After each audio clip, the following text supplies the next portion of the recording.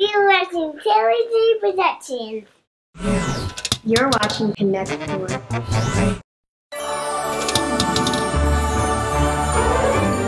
Bumper, stomper, bumper, boo. Where are you from originally? I was born on the porch of Alexandria, Louisiana is in the middle of Louisiana. Alexandria, Louisiana. Then I moved to Jackson, Mississippi in the 6th grade. And it was the best thing that ever happened to me in my life. 6th grade's like 11, 12? I grew up, I'm a good Catholic boy. First time in a public school, 6th grade in Jackson, Mississippi, which was in the 70s. Very united, very together. High school, I don't really mention this because of the climate. We won't get into all that, but the climate in the world now seems to be there's such division. And it's not. I'm getting deep, I know. But it's just what I grew up with in a spot where people think it would be so separated. Mm-hmm. I had the best friends that were all colors and races. I was raised with the best music, the best local art, the best raw artist feel, living my life that way. You met people on the street, the music on the street, the tap dancers on Bourbon Street, going to New Orleans, the experience of New Orleans itself, the city. Being raised with that, back to where I moved to Orlando after the Army and wanted to see the street performers, the buskers, the things outside. Now you just introduced a whole new element. Well, of course. And then from Mississippi, how old were you when you joined the Army? 22. So they stationed you in Germany? 3 years in the Army, 3 years inactive. That was when the 6 years Germany. So I got to see Europe. Man, that's a weird time for Germany, actually. It was, well, the wall was still up between. Crazy. Yes. I worked at a Pershing missile site. They gave us a list of places not to go as military in Germany.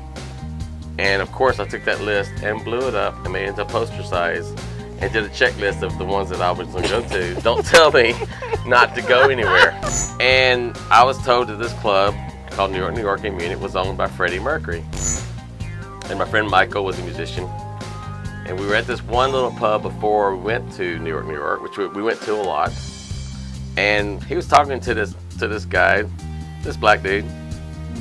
Didn't know who he was. He goes like, hey, I want you to meet my friend. I'm like, hey, nice to meet you. We got to go. Come on, we got to meet some friends over. Because there was a big party happening over in New York. So we left. As we're walking down the sidewalk, Michael says, yeah, that guy, he's in this song. It's called like We Are the World or something like that. And so my brain was thinking, oh my God, so I stopped in my tracks because, you know, We Are the World came out and so all the singers were huge, you know. In my brain, I was like, James Ingram, Lionel Richie, you know, who was it? And I went, oh my God, that was Al Jarreau. So Al Jarreau was sitting at this pub. And so Michael didn't know him as nothing but Al and knew that he sang music. They never talked about it in Germany. I went, he's amazing. So I ran back trying to go get Al Jarreau's autograph or just a hug or something from Al Jarreau to tell people that. Continue to New York. We go into this bar and I'm walking in and there's a big thing there. There's a huge dance floor full of folks. A lot of stuff happened.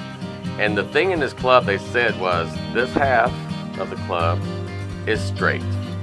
And there was an inch on the dance floor down. And they said that's where all the gay people are at. And I'm like, okay, so I take my little butt and I go just for fun, go running right down the middle of the line, you know, dancing on both sides, having fun. Crazy Army guy thinking he's not looking Army. We heard, Michael knew it, that Freddie Mercury owned the bar. Lo and behold, by that time, this whole group of people come in the front door and there's a guy on the shoulders of this really, really big blonde woman who was very manly and walked up, everybody was like, oh yeah, Freddie's here. So we go flying and up over there by him and he's doing a backwards margarita shot. It was Freddie Mercury. Backwards margarita shot over the bar. Queen. And everyone's doing them with him. He's there, and he grabbed the margarita bottles. You were feet away from this man? It gets better. That room had Madonna in it, Sade, Peter Gabriel, Sting, Phil Collins. I saw these folks in this bar, And I'm like thinking I was too drunk. I was like, that person looks like Sade. That person looks. That's when Sade first started. Yeah. I got a crush on that woman. So I'm sitting here watching the dance floor, sitting alone, out on the side by the mirror, and I hear someone grabs me down there, and I grab their wrist and I go, stop, like that.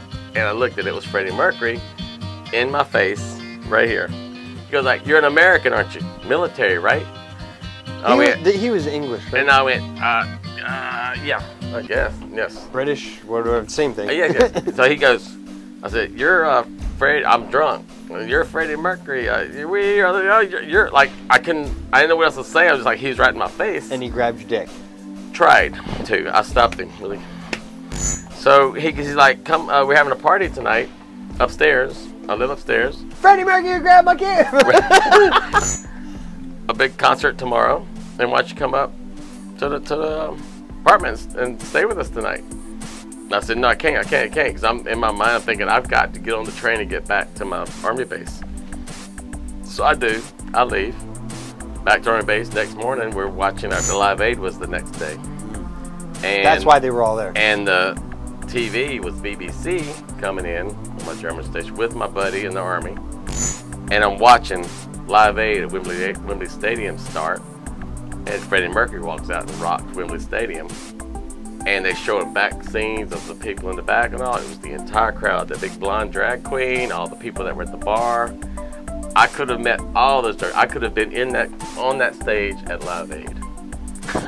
Was not. The entire time in the Army, I had visited Orlando once, and nothing to do with Disney at all. Or Orlando was just clean, and it was the city beautiful, different, even back then, and it was something in the air. Could compare Orlando to other cities? People that say in 10 years Orlando's gonna be the next LA, the next Portland. They used to say that when I first moved I've heard here. 10 years from now. Well, 10 years is now. 10 years is happening. The person that says this, and I always talk about this, that compares Orlando to anything else, any other city, I ask them, who's your favorite band? Who's your favorite artist? Where's your favorite coffee shop? Where's your favorite art gallery? Who's your favorite poet? Who's your favorite anything? And if they don't have a direct interest for me, then that's the type of person that would not go out and do those things in New York.